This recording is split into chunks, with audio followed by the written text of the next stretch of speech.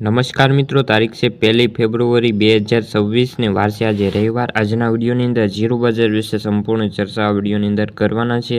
તે પહેલાં ચેનલ ઉપર જે મિત્રો નવા આવ્યા હોય તો ચેનલને ખાસ સબસ્ક્રાઈબ કરી દેજો અને વિડીયો પસંદ આવે તો વિડીયોને લાઇક કરી દેજો। તો મિત્રો, ઝીરો બજારમાં ઊંચા ભાવના જે બાયરો આવતા હાજર બજારમાં ઘટાડો જોવા મળ્યો છે।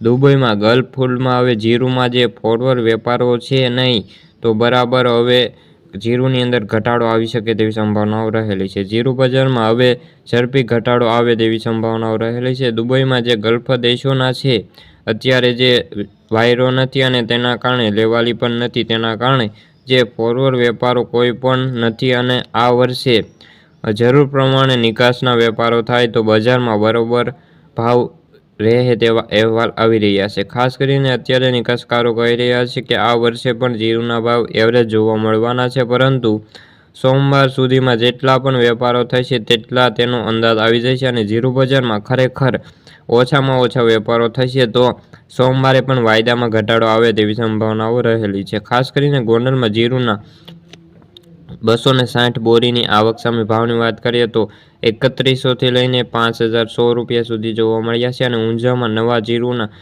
100 બોરીની આવક સામે ભાવની વાત કરીએ તો બેસ્ટ ક્વોલિટીના જીરુના ભાવ 4500થી લઈને 5000, મીડિયમ ક્વોલિટીના જીરુના ભાવ 4200થી 4500 રૂપિયા અને બેન્ચમાર્ક વાયદો છેલ્લે છે 730 રૂપિયાથી ઘટીને 23545ની સપાટી હાલ તો બોલાઈ રહ્યો છે। આગામી સપ્તાહની અંદર હજુ પણ જીરુના ભાવમાં બે તરફી ચાલ જોવા મળે તેવી સંભાવનાઓ રહેલી છે।